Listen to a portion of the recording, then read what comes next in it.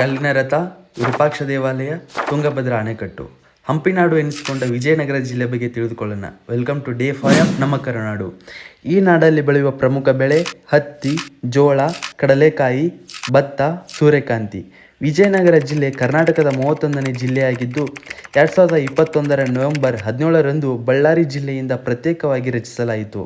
ವಿಜಯನಗರ ಸಾಮ್ರಾಜ್ಯದ ರಾಜಧಾನಿಯಾಗಿದ್ದ ಹಂಪಿ ಈ ಜಿಲ್ಲೆಯ ಪ್ರಮುಖ ಐತಿಹಾಸಿಕ ತಾಣವಾಗಿದೆ.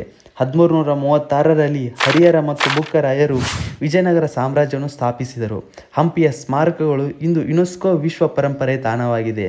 ಇಲ್ಲಿಯ ಕಾರ್ಖಾನೆಗಳು JSW ವಿಜಯನಗರ ಉಕ್ಕು ಕಾರ್ಖಾನೆ, ಉಕ್ಕು ಉತ್ಪಾದನಾ ಘಟಕ, ಕೈಗಾರಿಕಾ ಸಂಕೀರ್ಣ ರಾತ್ರಿ ನೋಟ, ಕಬ್ಬಿನ ಅದಿರು ಗಣಿಗಾರಿಕೆ ಪ್ರದೇಶ.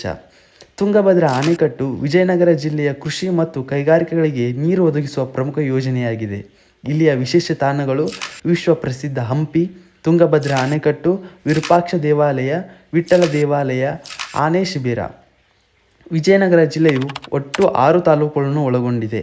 ಹೊಸಪೇಟೆ, ಹರಪನಹಳ್ಳಿ, ಹೂವಿನಹಡಗಲಿ, ಹಗರಿಬೊಮ್ಮನಹಳ್ಳಿ, ಕೊಟ್ಟೂರು. ಈಗ ಕಾಮೆಂಟ್ ಮಾಡಿ ಕೋಟೆನಾಡು ಎಂದು ಯಾವ ಜಿಲ್ಲೆಯನ್ನು ಕರೆಯುತ್ತಾರೆ ಎಂದು.